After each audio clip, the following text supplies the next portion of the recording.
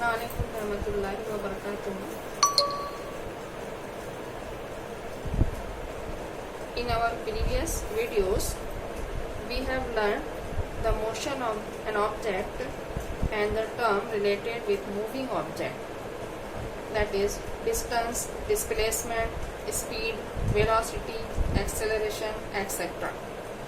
And the name of the lesson was Laws of Motion, which is a lesson of physics. Now our today's topic is measurement of matter. This is lesson number 4 of your textbook. Take out page number 46. Measurement of matter. What is matter?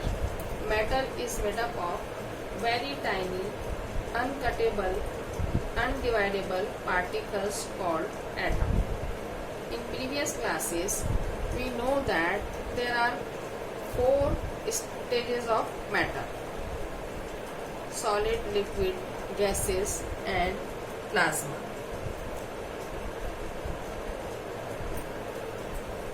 Now look at page number 47, Law of Conservation of Matter.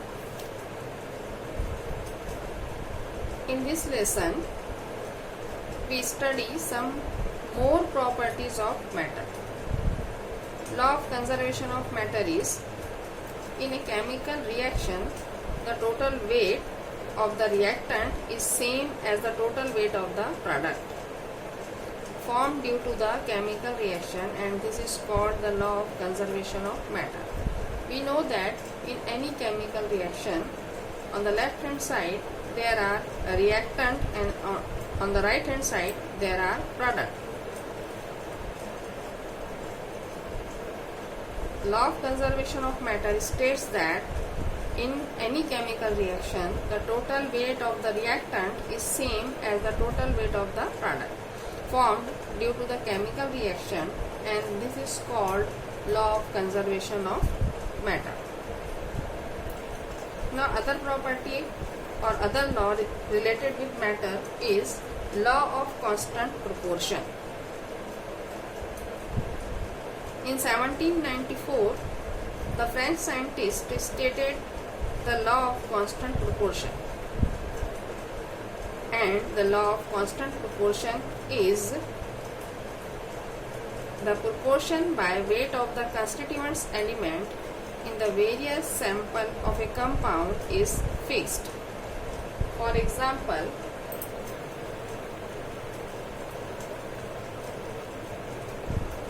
water is a combination of hydrogen and oxygen. The proportion by weight of hydrogen and oxygen in water is 1:8.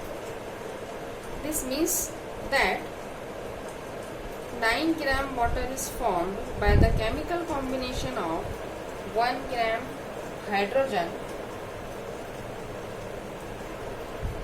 and 8 grams of oxygen.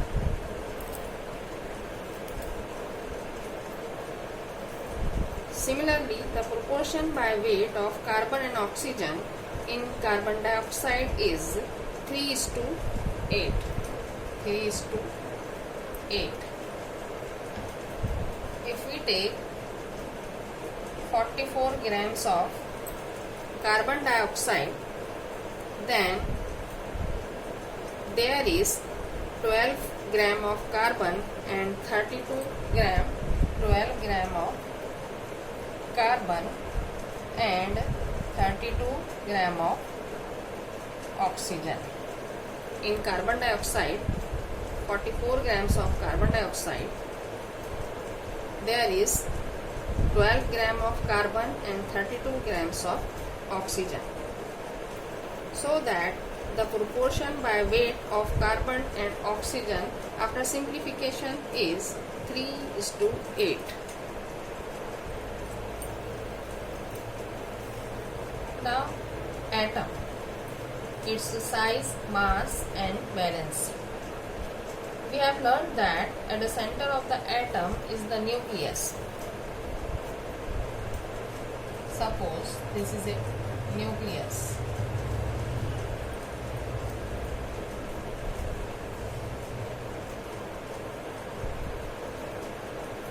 And electrons are distributed around the nucleus in an orbit.